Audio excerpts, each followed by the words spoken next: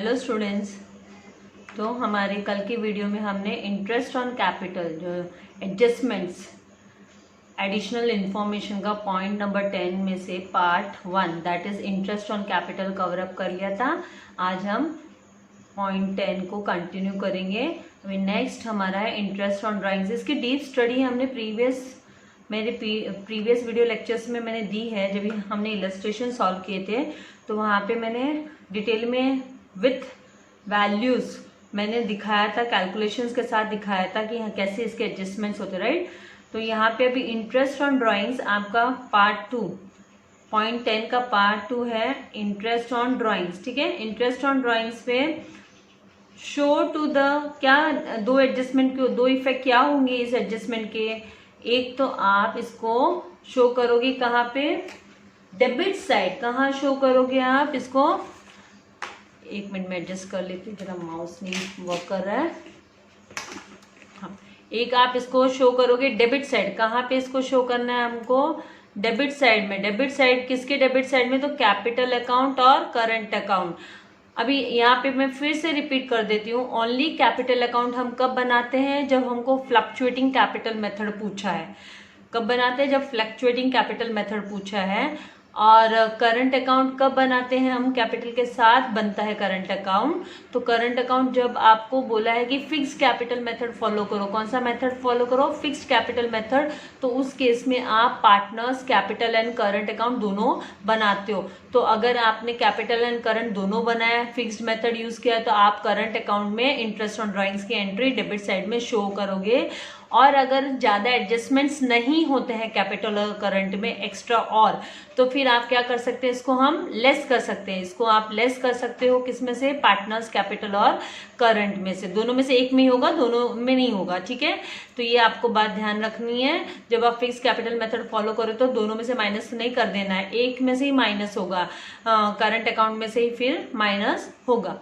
इसका दूसरा इफेक्ट इसका हम शो करते हैं credit side of the profit and loss account. Profit and loss account के क्रेडिट साइड में, अब देखिए आप सब जानते हैं कि credit side of profit and loss account क्या होता है, इनकम होता है, इनकम्स एंड गेन्स होता है, राइट।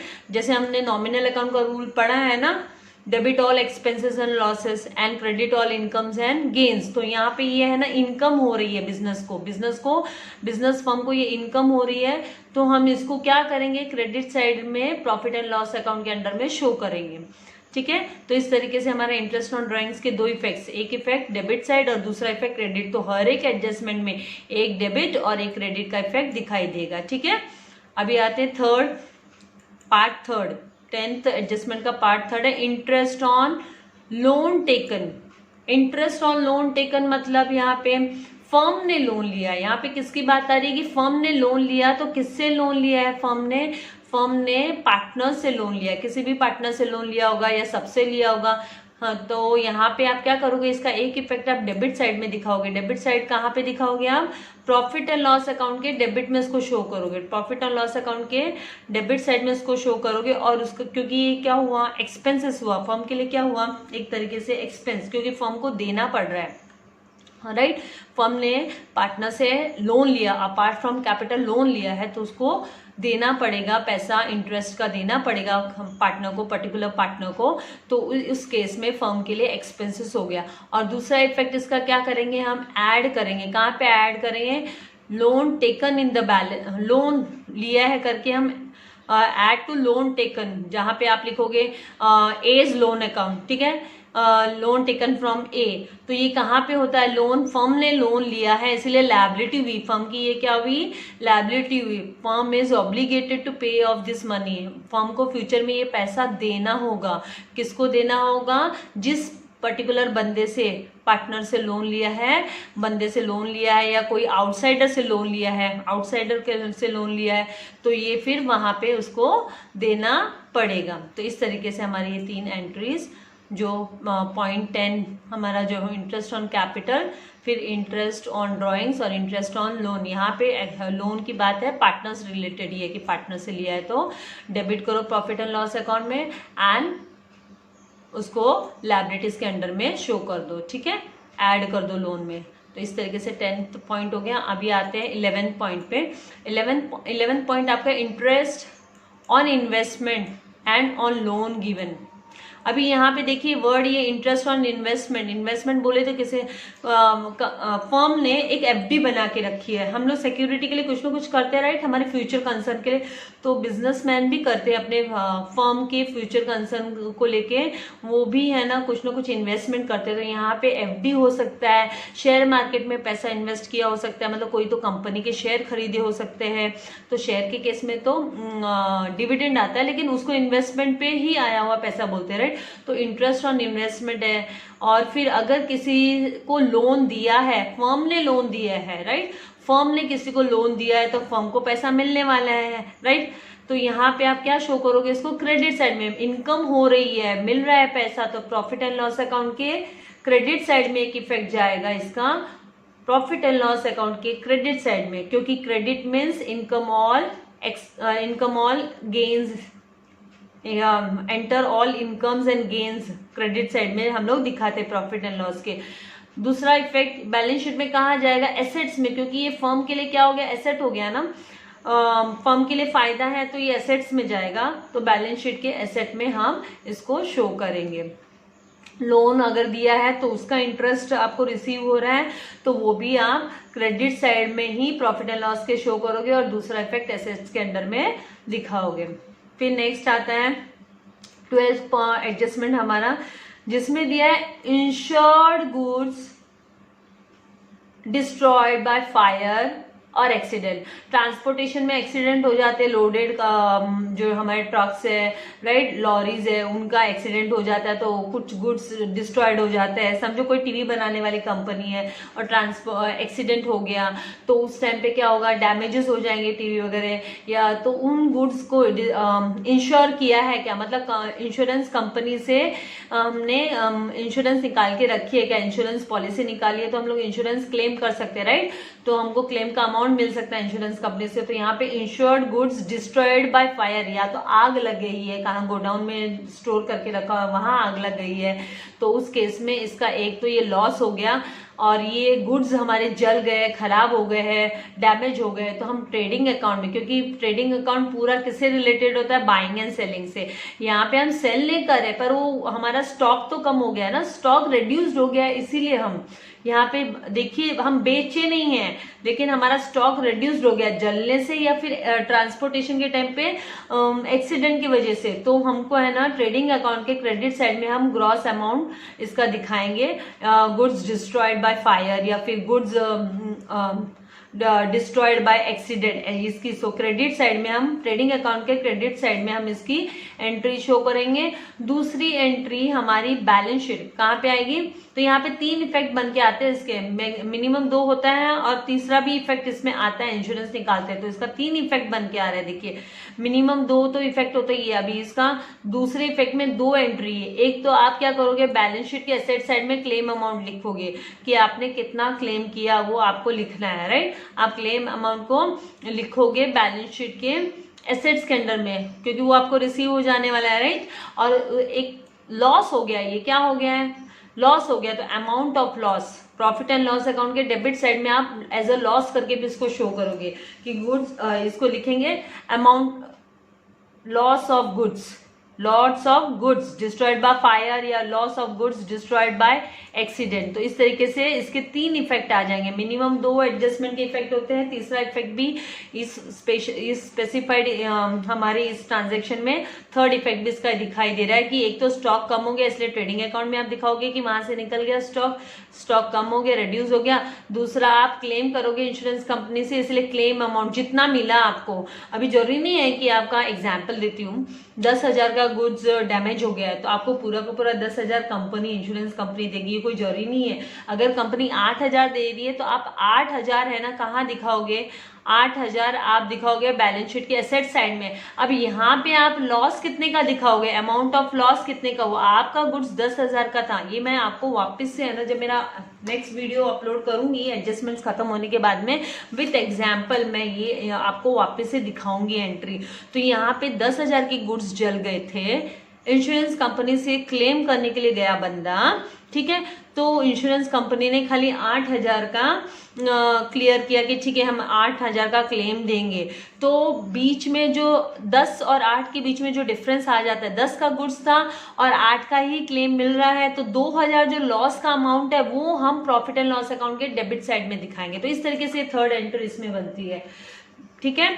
अभी आते हैं नेक्स्ट हम अनइंश्योर्ड गुड्स। अभी अनइंश्योर्ड गुड्स के केस में क्या है, जब इंश्योरेंस निकाली नहीं है तो हम किसी से क्लेम तो कर नहीं सकते, कोई हमको देने वाला है नहीं। तो यहाँ पे दो इफेक्ट इसके सीधे के सीधे स्ट्रेट है। एक तो profit and loss, complete 100% loss हो गया तो प्रॉफिट एंड लॉस अकाउंट के डेबिट साइड में इसको शो कर दोगे, और दूसरा क्रेडिट साइड में, ट्रेडिंग अकाउंट के क्रेडिट साइड में भी इसको शो कर दोगे कि ये आपका गुड्स वहां से स्टॉक कम हो गया है, आपका ये जल गया है, ये एक्सीडेंट में डैमेज हो गया है। ये कब होता है, जब गुड्स अनइंश्योर्ड रहता है, कोई भी हमने कंपनी में इंश्योरेंस पॉलिसी निकाल के नहीं रखी है, ओके, फायर इंश्योरेंस पॉलिसी भी नहीं निकाले, गुड्स को इंश्योर नहीं किया है हमने, तो इस तरीके से ट्रांसपोर्टेशन के टाइम पे भी इंश्योरेंस नहीं निकाली है, तो इस तरीके से ये 100% लॉस हो गया। इसलिए 100% पूरा का पूरा full amount debit side of profit and loss account जाएगा, और दूसरा क्रेडिट साइड में, कहाँ पे, ट्रेडिंग अकाउंट के क्रेडिट साइड में हम इसको शो करेंगे।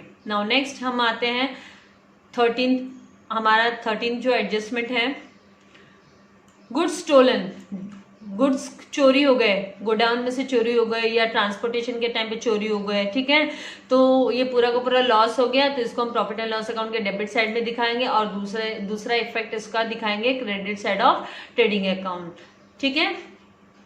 गुड्स चोरी हो जाना, theft, goods stolen, theft of goods, okay, तो इस तरीके से इसके दो इफेक्ट हो गए। फिर third, goods distributed as free sample, इसके बारे में भी हमने काफी डिटेल में डिस्कस किया था, वैसे तो फिर भी मैं कर देती हूँ वापस से, जब भी मैं आपको प्रोफॉर्मा सिखा रही थी, है ना, ट्रेडिंग अकाउंट का प्रोफॉर्मा जब मैंने एक्सप्लेन किया था। अगर किसी को ने वो वीडियो मिस कर दिया है तो आप प्लीज वो वीडियो को रिफर कीजिए। अभी यहाँ पे पहला effect profit and loss account के डेबिट साइड में आप उसका इफेक्ट दिखाओगे, कैसे, उसको एडवर्टाइजमेंट में ऐड कर दोगे। कब कोई फुकट में सामान देगा, फ्री में कब माल देगा किसी को, क्यों देगा फ्री में, छोटा सैंपल के तौर में, ऐसा नहीं कि लार्ज अमाउंट ऑफ दे दिया, कोई भी गुड्स बहुत बड़ा अमाउंट ऑफ गुड्स दे दिया, नहीं, छोटा सा एक सैंपल के तौर पे देते हैं। कब देते हैं, जब कंपनी कोई नया गुड्स मार्केट में ला रही है या इंट्रोडक्टरी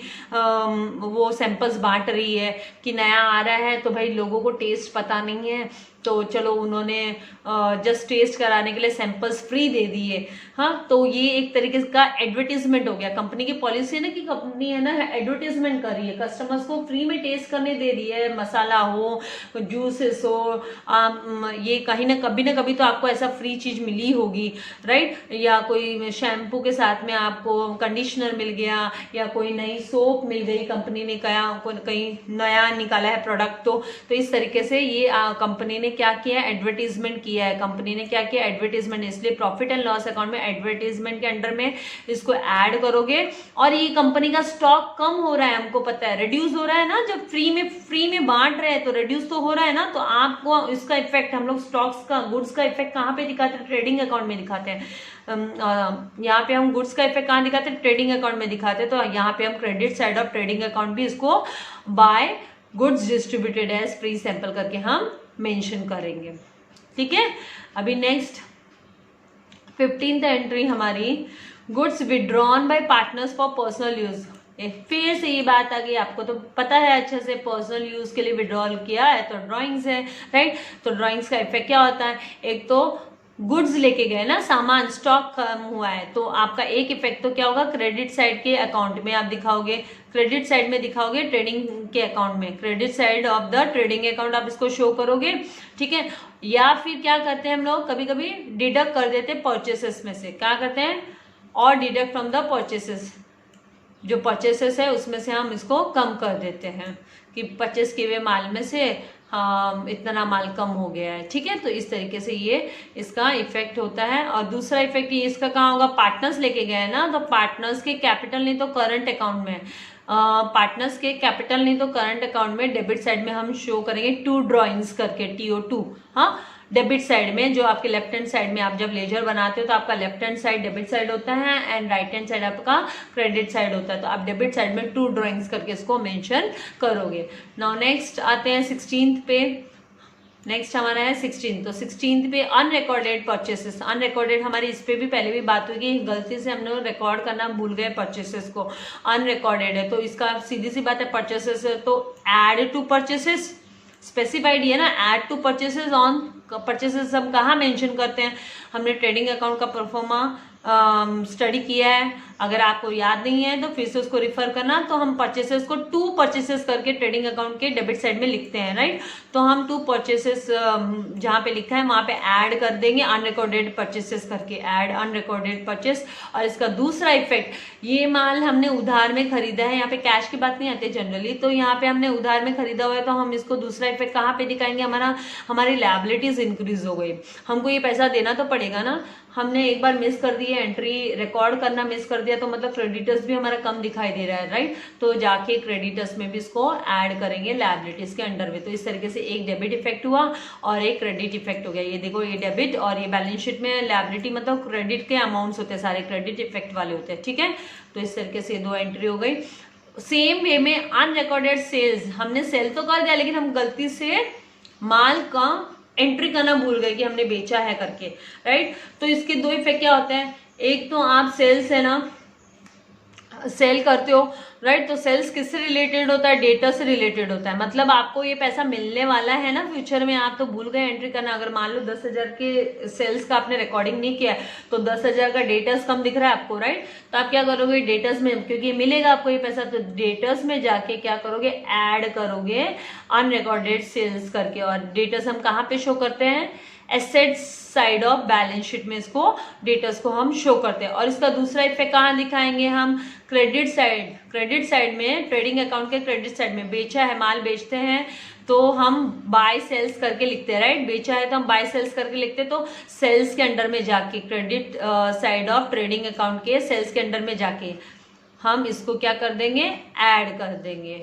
तो इस तरीके से ये अनरिकॉर्डेड सेल्स एंड परचेसेस की एंट्री भी मैंने एडजस्टमेंट एंट्री आपको एक्सप्लेन कर दिया है।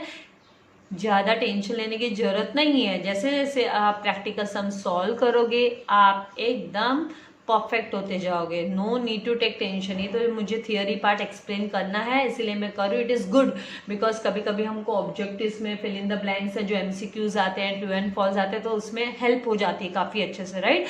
तो इसलिए मैं एक्सप्लेन कर रही हूँ, मैं नहीं चाहती कि आपके कहीं पे भी मार्क्स कटे। I want you to score well, okay. अभी आते हैं 17th पे।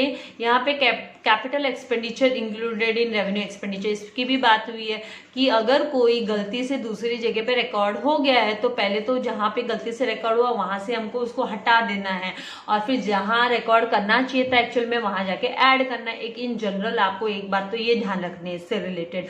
तो आप इसको माइनस कहाँ से करोगे, यहाँ पे बोला ही है कि यहाँ पे इंक्लूड हो गया है, इंक्लूडेड इन मतलब गलती से इंक्लूडेड है, तो आप रेवेन्यू में जाके डिडक्ट करोगे। तो आप क्या करोगे, deduct from that particular revenue expenses.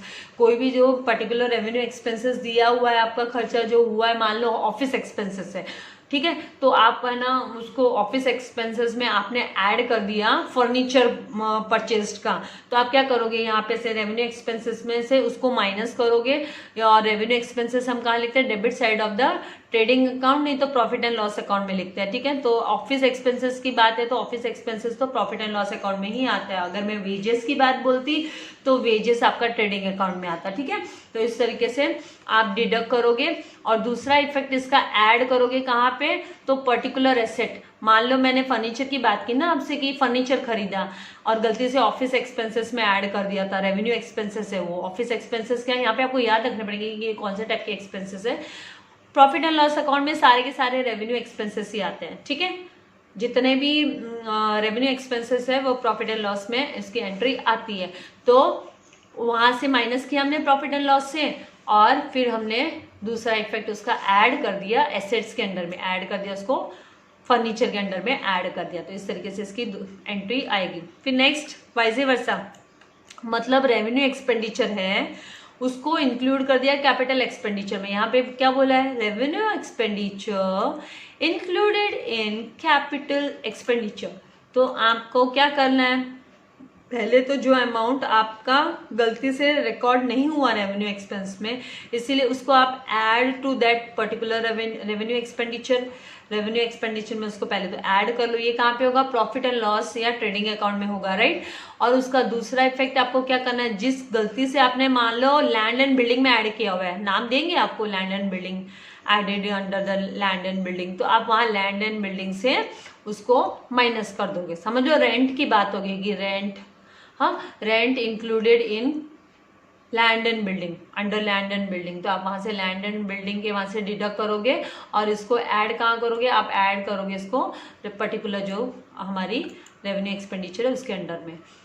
तो यहाँ 17th तक हो गया हमारा कवर अप। अब आते हैं 19th पे। यहाँ पे बिल्स रिसीवेबल डिसऑनर्ड, मैंने पहले भी बोला बिल्स रिसीवेबल ये डॉक्यूमेंट है, ये जैसे चेक कैसे होता है वैसे ये नेगोशिएबल इंस्ट्रूमेंट है। नेगोशिएबल इंस्ट्रूमेंट है, पार्टीज आपस में मिलके बातचीत करके डिसाइड करती है। इसके बारे में काफी डिटेल में हमको चैप्टर पढ़ना ही है, ठीक है ना। तो डिसाइड करती है कि हम आप मुझसे माल खरीद रहे हो तो आप मुझे क्या देने वाले हो? पैसा देने वाले हो, लेकिन आप 3 महीने बाद दे रहे हो तो मुझे बिल बना के दो, बिल्स रिसीवेबल। तो यहाँ पे add the amount of bill dishonoured, जो अमाउंट डिसऑनर हो गया है। बिल रिसीवेबल यूजुअली रिलेटेड होता है सन्ड्री डेटर से, याद रखो ये डेटर से रिलेटेड होता है। रिसीवेबल मतलब आप रिसीव करने वाले हो फ्यूचर में, तो ये डेटर रिलेटेड एंट्री होते हैं। डेटर ही होता है ना देने वाला, आपको कौन देगा? बिजनेस को कौन देने वाला होगा? किसको आपने माल बेचा है? डेटर को बेचा है। क्रेडिटर से तो आप खरीदते हो, तो क्रेडिटर आपका सप्लायर होता है। तो यहाँ पे डेटर्स में से आप क्या करोगे? At the amount of bill dishonoured, जो अमाउंट ऑफ बिल है डिसऑनर हुआ है, राइट, उसका आप क्या करोगे? बिल में से तो माइनस, बिल्स रिसीवेबल में से तो आप माइनस करो। आपका बिल्स रिसीवेबल भी एसेट्स के अंडर में दिखाई देगा आपको, उसमें से डिसऑनर्ड बिल को माइनस करो और फिर आप ऐड करो, डेटर देगा आपको, राइट। तो आप जो डिसऑनर्ड बिल की एंट्री है ना वो सन्ड्री डेटर्स में ऐड कर दोगे। आप छोड़ने वाले तो नहीं हो ना, ठीक है, उसका डिसऑनर्ड हो गया तो भाई डेटर्स इंक्रीज हो गया, फ्यूचर में वो देगा ही देगा, क्योंकि पार्टीज को हम छोड़ते नहीं है ना, उनको देना तो पड़ेगा ही, इसमें रूल होता है, उनको तो देना है अनलेस एंड अनटिल बैंकरप्ट नहीं होते हैं, ठीक है। फिर उसके नेक्स्ट उसके बहुत सारे क्राइटेरिया होते हैं, इंटरेस्ट वगैरह चार्ज होता है, काफी डिटेल में बाद में पढ़ेंगे। नेक्स्ट यहाँ पे बिल्स पेबल डिसऑनर्ड। अभी बिल्स पेबल मतलब आपको बिल पे करना था, ठीक है, आपको बिल्स पेबल, ये इंस्ट्रूमेंट आपके बीच में और आपका जो क्रेडिटर जो आपको माल सप्लाई करता है, हाँ, उसके बीच में बना होता है ये डॉक्यूमेंट। तो ये आप पे करने वाले हो उनको। बिल्स पेबल आपके लिए क्या हुआ कि you are obligated to pay money in future to creditors, आप क्रेडिटर्स को पे करने वाले हो, राइट। तो ये अगर डिसऑनर्ड हो गया है तो आप जाके क्रेडिटर्स में ऐड करो, ऐड टू क्रेडिटर्स, और दूसरी बात इसको माइनस करो, बिल्स पेबल में से माइनस करो, स्ट्रेट अवे बिल्स पेबल से माइनस कर दो और वो सेम अमाउंट आप जाके कहाँ पे ऐड कर दो? सन्ड्री क्रेडिटर्स में उसको ऐड कर दो। तो यहाँ तक आपके 19 एंट्रीज हो गए। अभी लास्ट 20 और आज यहाँ तक ही कवर अप करूंगी। लास्ट एंट्री आपकी deferred expenses of advertisement paid for 5 years। अब यहाँ पे डिफर्ड को मैं एकदम आपको डिटेल में एक्सप्लेन कर देती हूँ। Deferred expenses of advertisement paid for 5 years। देखिए हम लोग 1 साल का फाइनल अकाउंट बनाते, राइट। तो हम सारे जो करंट एक्सपेंसेस है एंड करंट हमारे जितने भी इनकम है हम उनको मेंशन करते हैं, बाकी सारे के सारे हम कहाँ पे? बैलेंस शीट में शो करते हैं, ठीक है। तो यहाँ पे आपका जब डिफर्ड मतलब 5 साल के लिए एडवर्टाइजमेंट चार्जेस पे कर दिया, एक्सपेंसेस कर दिया कंपनी ने, फर्म ने खर्चा कर दिया, तो उस केस में आप एडवर्टीजमेंट का जो एक्सपेंसेस है वो रिलेटेड करंट ईयर का, रिलेटेड टू करंट ईयर होता है। ये हम प्रॉफिट एंड लॉस में जब इसकी एंट्री दिखाते हैं तो ये रिलेटेड टू करंट ईयर है। तो आपका जितना अमाउंट करंट ईयर का है वो खाली आपका प्रॉफिट एंड लॉस अकाउंट में दिखेगा। इस एडजस्टमेंट को भी मैं अमाउंट के एग्जाम्पल के साथ में आपको बाद में बताऊंगी, अभी मैं वर्बली बोलती हूँ। समझो कंपनी ने 50,000 रुपया पेमेंट कर दिया एडवर्टीजमेंट का 5 साल के लिए, तो आप 50,000 को 50,000 को आप जब 5 से डिवाइड करोगे तो कितना आता है? Per year 10,000, right. तो ये 10,000 रुपीज ही आपका प्रॉफिट एंड लॉस अकाउंट में दिखेगा। 10,000 आपको profit and loss, because current year का, हम profit and loss account current year का बनाते हैं ना, नेट प्रॉफिट हमको निकालना है करंट ईयर का निकालना है, ना कि हमको फ्यूचर का, राइट। तो ये और फिर बाकी का जो बचा हुआ रिमेनिंग 40,000 है, रिमेनिंग अमाउंट, ठीक है, रिमेनिंग अमाउंट 40,000 जो है वो एडवर्टीजमेंट आप किधर शो करोगे, एसेट्स के साइड में शो करोगे। अब आपको अगले 4 साल नहीं देना है, अगले 4 ईयर तक आपको नहीं देना, मतलब आपको 40,000 भी पेमेंट नहीं करना है, वो आपका प्रीपेड एक्सपेंसेस हो गया। क्या हो गया? वो प्रीपेड एक्सपेंस हो गया। तो प्रीपेड किस कहाँ पे हो गया? वो प्रीपेड एडवर्टीजमेंट हो गया। क्या हो गया? वो आपका प्रीपेड एडवर्टीजमेंट। तो आप बैलेंस शीट के एसेट साइड में आप मेंशन करोगे प्रीपेड एडवर्टीजमेंट करके। इसको कहाँ पे मेंशन करोगे? प्रीपेड एडवर्टीजमेंट करके बैलेंस शीट के एसेट्स में इसको शो कर दोगे। तो इस तरीके से आपके मैंने 20 तक एडजस्टमेंट एडिशनल इंफॉर्मेशन एंट्रीज आपको एक्सप्लेन कर दी है। फिर भी अगर आपको कुछ डाउट हो तो आप मुझे कमेंट बॉक्स में जाके लिख सकते हो। नेक्स्ट सेशन में मैं आपका डाउट क्लियर कर दूंगी। ज़्यादा से ज़्यादा लोगों से शेयर कीजिए, सब्सक्राइब करना मत भूलिएगा, बेल आइकॉन बटन को जरूर दबाइएगा ताकि मेरा नेक्स्ट वीडियो जब भी मैं अपलोड करूँ तो आपको जल्दी से जल्दी नोटिफिकेशन मिल जाए। Thank you for watching my video my dear students. God bless you all.